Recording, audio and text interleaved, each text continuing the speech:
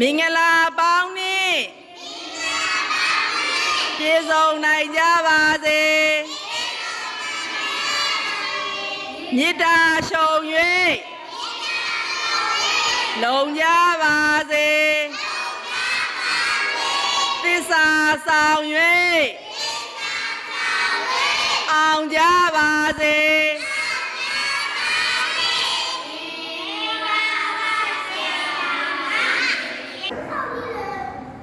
အကြောင်းအရာလေး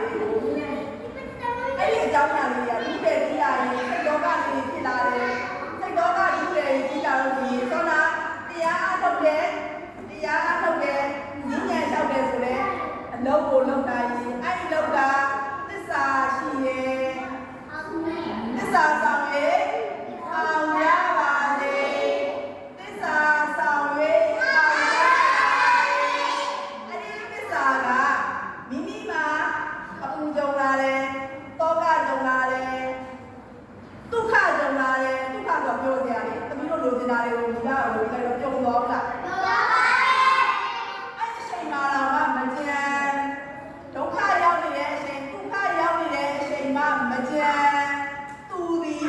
သမီးတို့သားတို့အားထုတ်တာတော့အလင်းဒီသစ္စာရှိရောက်လာတယ်သစ္စာရှိရောက်လာပြီးတော့ညီထိုးပေးတယ်ဒါတို့သမီးတို့မောင်းနေတဲ့စိတ်ကိုညီထိုးပေးတရားထိုင်တဲ့တော့ဒီညချောက်တဲ့တော့ဒီအလေးအဲ့အလေးဒီဒါတို့သမီးတို့ရိုးပေးရိုးသေးသလားတန်ဖိုးထားရင်တန်ဖိုးထားသလားစင်စက်မပြတ်ကျင့်သုံးရင်ကျင့်သုံးသလောက်သူသည်သစ္စာရှိတဲ့ဒုက္ခရောက်ရင်ဒုက္ခရောက်ရင်ဒုက္ခရောက်ရင်ပျော်ရင်ဝမ်းနည်းရင်သူကရောက်လာတယ်လောက်ထားဖို့ပဲလို့လားအဲ့တော့လိုတဲ့ဆိုသစ္စာဆောင်၍အောင်ကြပါစေတဲ့ကောင်းကလေးကိုဆရာမကြီးရှင်းပြသွားတာတားတော့ဒီလိုအိမ်သာပေးထားတဲ့44ရက်လောက်ထားတဲ့တရားတွေရှင်းပြပေးတာ44ရက်အားထုတ်လိုက်တော့နားလည်လိုက်တားတော့ဒီလိုမလဲသေးဘူးနားလည်ဖို့အတွက်တရားထိုင်ဉာဏ်ရှာဒီနေ့ပြောတဲ့အကြောင်းအရာနဲ့တိုက်စစ်တရားထိုင်ဉာဏ်ရှာဒီနေ့ပြောတဲ့တရားနဲ့တိုက်စစ်အဲ့ဒါပဲဘယ်တော့ဘယ်နည်းသာတော့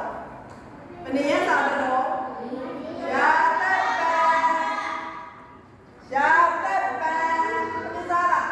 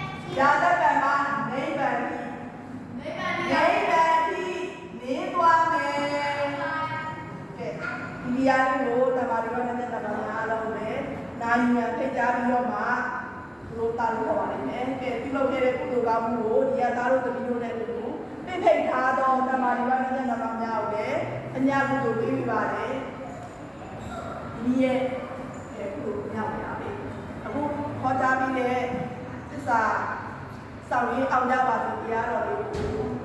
တမာရီကလည်းဉာဏ်တော်များခုနှစ်သားသမီးသားငယ်